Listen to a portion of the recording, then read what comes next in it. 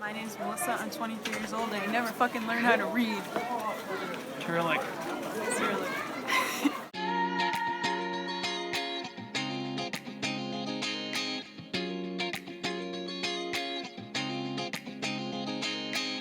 If you're a native English speaker, learning a Slavic language can be difficult for a number of reasons.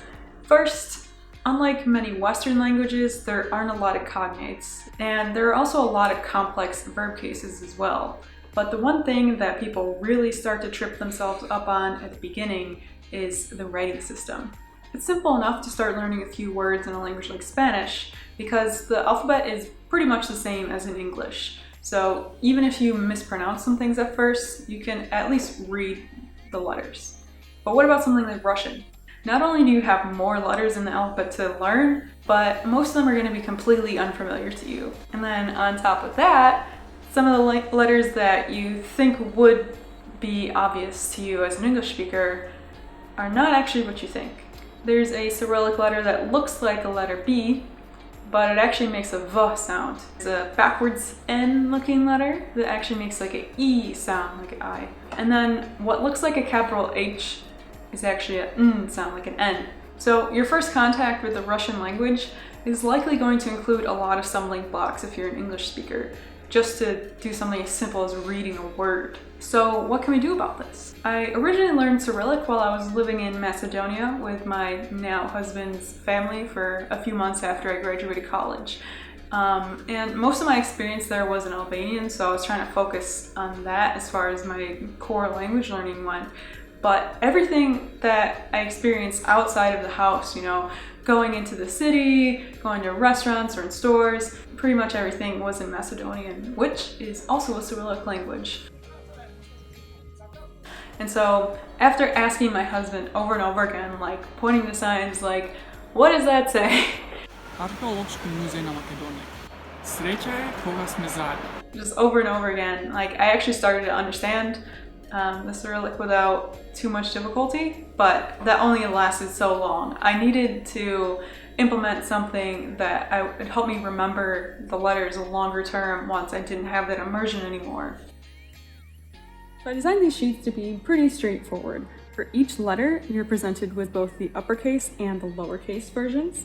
Then you fill in the pronunciation of each letter in whatever representation makes sense to you. It doesn't have to be any special phonetic symbols.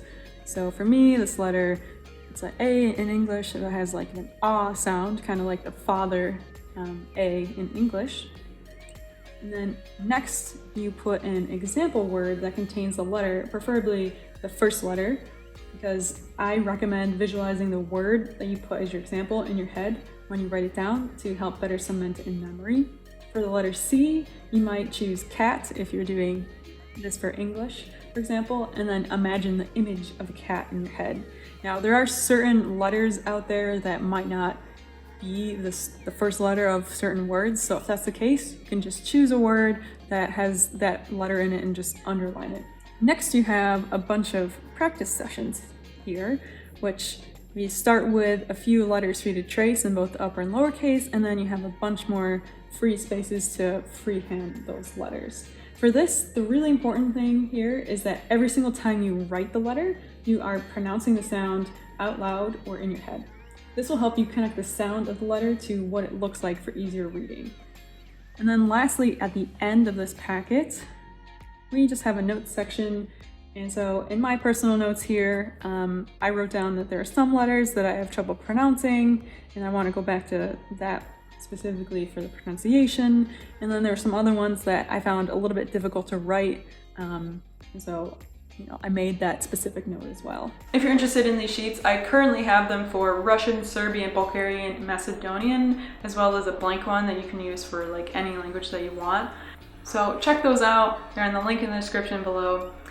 Thank you guys for watching this video. If this helped you, make sure to give it a like, and I'll see you next week.